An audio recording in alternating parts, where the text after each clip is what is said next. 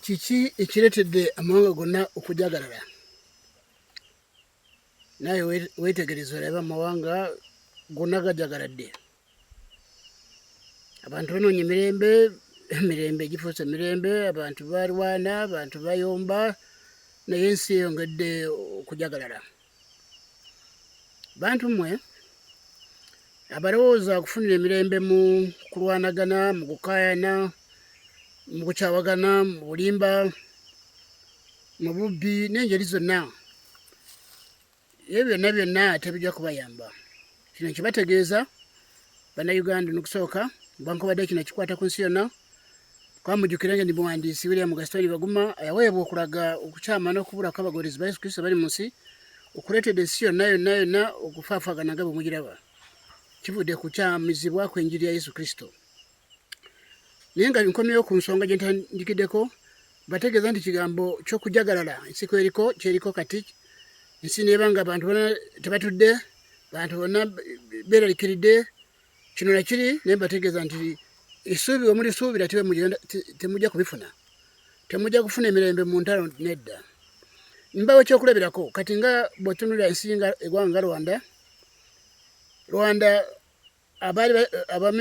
abeetegereza ebyafaayo byayo kuva mu 1959 waliwo ekizibu nga waliwo obwakabaka bwali bwafuga ebbanga ddene eggwanga eryo, naye nga abamu balaga kyali kiraga nti abamu baali banyigirizibwa abalala nga babafuga bubi.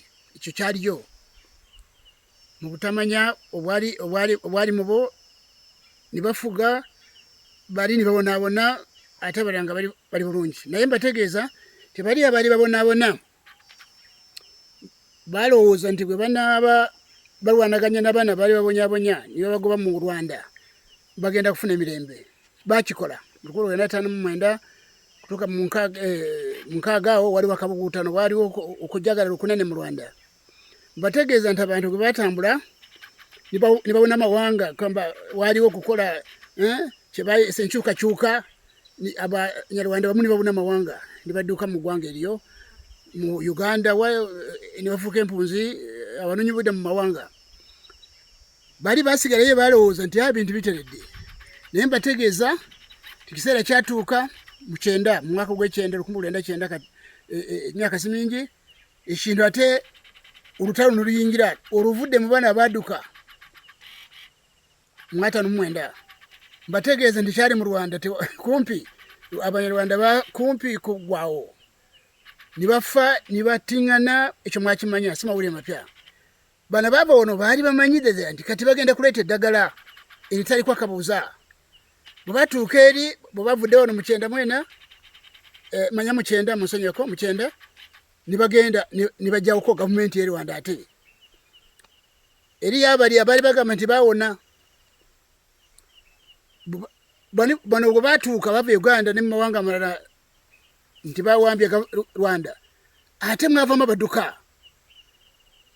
Mbategeeza nti Rwanda okuva bawamba gavumenti ya Habyarimana n'olwaleero gavumenti y'e Rwanda kwegamba eri abali ku bwerende, abalabe bafuuka abalabe. N'olwaleero muwulire ekiri Congo, bamu be baliyo bagamba nti gavumenti y'e Rwanda teyali baddewo. Kati mbategeeza nti kintu kino ne kiba nti abantu gye banoonya mu ntalo emirembe gye banoonya mu ntalo tebasobola kugifuna. Ekizibu kiri kimu kyokka ekiri mu nsi eno, basebo ne banyabo, nti ekizibu enjiri ya Yesu Kristo ku nsi teriiko. Kyekizibu kyokka. Enjiri yennyini ya Yesu Kristo ku nsi teriiko. Amadiini n'amakanisa gali mu nsi kati ge mulaba si ga Katonda ne Yesu Kristo. Kyekizibu kyokka ekiri ku nsi. Mbategeeza nti eno nsi gye mulaba kutandikira mu Uganda, wiiki emu yokka eno nsi berina emirembe. Wiiki esande emu yokka amawanga gonna gabaga n'emirembe, singa buli muntu ategeera kyakukola. Abantu nga balina emirembe mu mitima gyabwe, nga balina emirembe mu maka, balina emirembe, amawanga galina emirembe. Naye akabi ensi ebuguutana timanyi kyakola. Bali b'e Rwanda 59 abagoba banaabwe balowooza nti bintu bijja kukola, era gwe baabagoba ne badduka. Ekyavaamu mu 9 kyali kizibu nnyo ate kusinga kya 59. Ekyali mu 9 kyenda mu ebiri kyenda olutalo gwatambula mpaka n'olwaleero bakyalwanira Kongo. Ekizibu kiriwo kyemunoonya emirembe gye munoonya temujja kugiraba. Nabagamba nti entero zammwe basebo ne banyabuza ebyobufuzi busuubuzi bw'amawanga akola ebyokulwanyisa kyokka ge gafunamu, naye mwe temulina kye mugenda kufunamu. Abali mu gavumenti n'abatali mu gavumenti temulina kye mugenda kufuna mu ntalo zino, okutuusa nga mutegedde nti waliwo Katonda abanja ensi eno. Ekiri mu nsi kati njala y'ekigambo kya Katonda n'ennyonta y'ekigambo kya Katonda yeri mu nsi kakati yeebuubuuka, okutuusa nga Bannayuganda nga mutegedde ky'okukola. Amadiini n'amakanisa gali mu nsi kati ago nabategeeza nti ago feeke, kubanga abantu bonna bali mu byobufuzi bemulaba abali mu gavumenti bonna baguliza amadiini n'amakanisa ne mulaba bwe bafaanana. Ekizibu kiriwo kati kwe kumanya enjiri ya Yesu Kristo yakyama etya. Ekyo nakiweebwa, ndi muwandiisi, yakiweebwa 1988. Mumbuuze buli kibuuzo kyonna kye mwetaaga nkiddemu. Buli kintu kyonna kye mulaba ekisobedde ensi yonna amawanga gonna gali mu nsi nkiwandiikira emyaka 36. Muyinza okugamba nti naye kakati kyekikoleddwa. Nedda, abantu tebasobola kuwona nga tebanaba kutegeera obuzibu bwakyo. Obuzibu teri muntu awona ekibi nga tanaba kukitegeera. Newankubadde nti bawandiikira emyaka 36, naye ensi erina kutegeera, erina kuwona ng'etegedde obuzibu bwayo, n'eryoka etegeera ekyokukola, neyetabagala ne Katonda neewona. Oba munaakola mutya nobwo munaalwana mutya temulina kye mugenda kugyamu, temusobola kweyongera kuzitoolerwa. Mbategeeza nti kyali Rwanda 59 abo ne badduka mu Rwanda. Ate ekyaliwo ekyava mu ekyo 19 mu 19 ate kyali kizibu nnyo, kyali kya bulabe nnyo okusinga n'ekyo 59. N'ekyo kakati n'olwaliwo kikyalanda. N'ekyo kye munoonya. Abazungu banaffe nabo tebalina emirembe. Baganda baffe batunda mundu naye emirembe tebagirabako.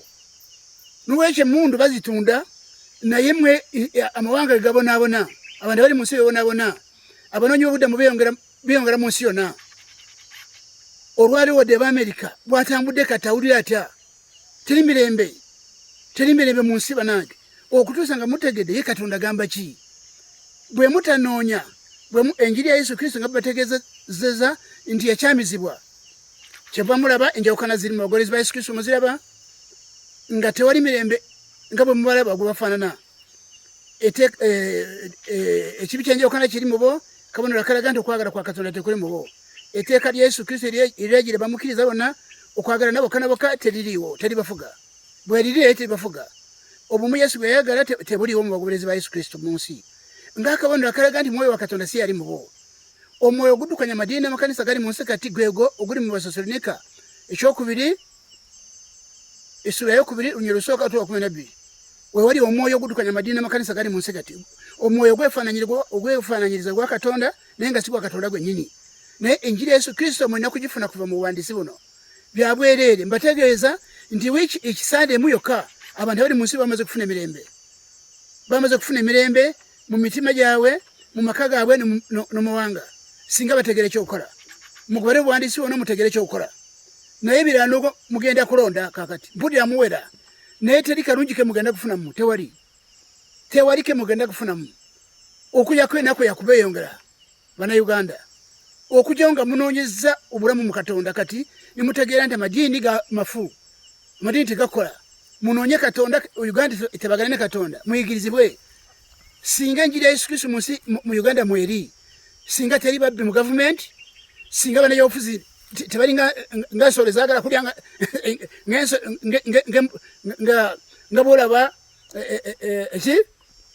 engo n'embwa bwe bafaanana.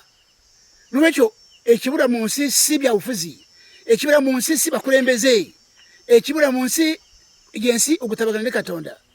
Awatali ekyo mujja kugamba musajja yayogera ng'ebintu bibasobedde. Mwebale nnyo kumpuliriza, tugende mu maaso.